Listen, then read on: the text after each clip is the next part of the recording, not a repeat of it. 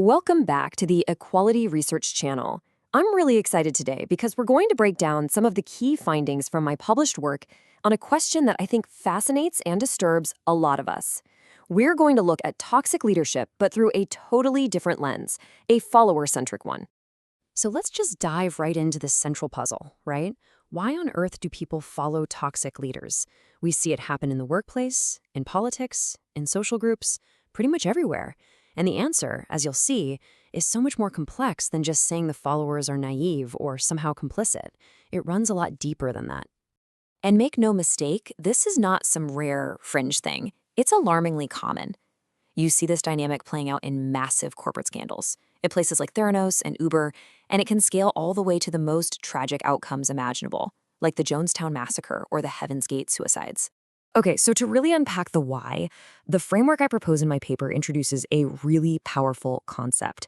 It's called the toxic illusion, which is a bit of a mouthful, I know. So let's just think of it as the toxic game. Now, this core idea of illusio, it actually comes from the brilliant sociologist Pierre Bourdieu. It's basically this deep, powerful gut-level belief that the game is absolutely worth playing. The rules, the goals, the rewards, they become so real, so important, that you get completely absorbed. You start to believe it's the only reality that truly matters.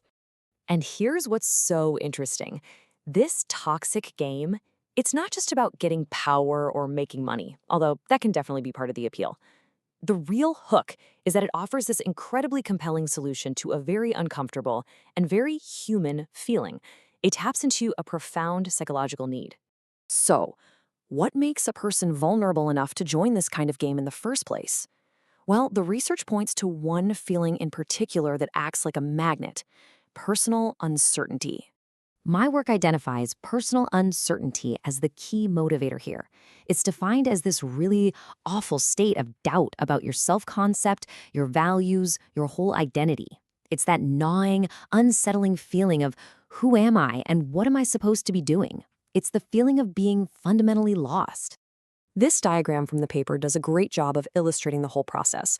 It really maps out the journey of how someone gets pulled from that shaky ground of uncertainty right into the fold of the toxic game. Let's walk through it together. It all kicks off with that high personal uncertainty, that feeling you desperately want to get rid of. This pushes you to search for something solid, a strong worldview to grab onto. And right at that moment, the toxic leader appears, offering a simple, powerful, black and white vision. By becoming a follower, you get relief. That painful uncertainty goes down, and you get a ready-made identity, a sense of belonging, and a clear direction.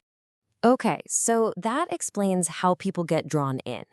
But what keeps them playing the game? Especially when things start to go sideways and the toxicity becomes really obvious to anyone on the outside looking in.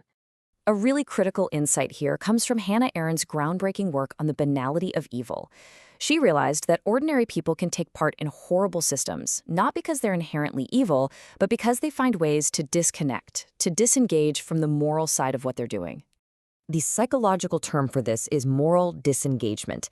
You can think of it as a set of mental tools, or maybe psychological loopholes, that allow people to switch off their own conscience, the very self-sanctions that would normally stop them from doing something they know is wrong. And there's a whole toolbox of these mechanisms. It can range from moral justification, telling yourself you're doing it for some greater good, to using euphemistic labeling, which is just using soft language to hide an ugly reality.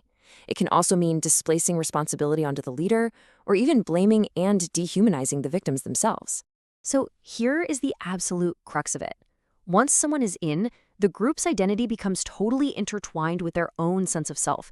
The game gave them an identity when they were feeling lost. So because of that, questioning the leader or challenging the group feels like a direct attack on who they are as a person, and that's incredibly threatening. This brings us to what is often the most painful part of this whole cycle: leaving the game. The road to disillusionment, to actually breaking free, is just an incredibly hard one to walk.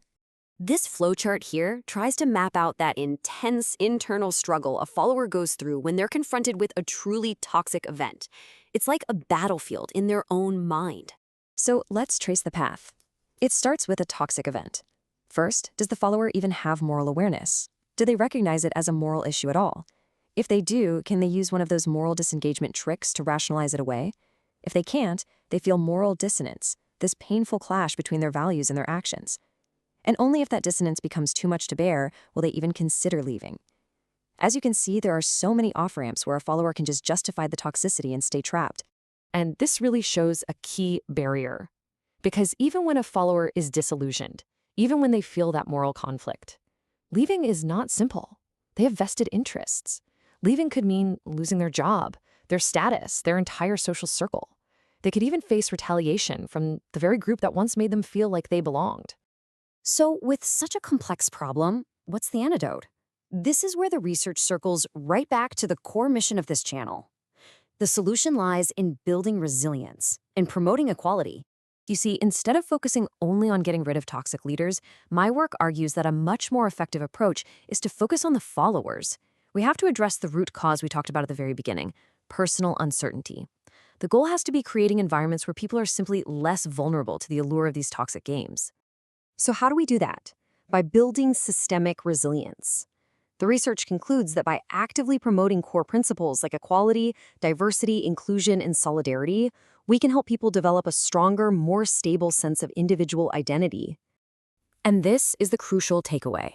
By creating systems that strengthen an individual's sense of self and provide a foundation for genuine belonging, we effectively reduce their susceptibility to toxic leaders in the first place. A commitment to equality isn't just a moral good, it's a structural defense against the poison of toxic leadership. So I'll leave you with this final thought to chew on. If we know that personal uncertainty is the fertile soil where toxicity grows, then how can we, in our jobs, our communities, our societies, build systems that actually help people feel secure in who they are? To explore these ideas in more depth, you can find a link to the full paper in the description below. Thanks so much for watching.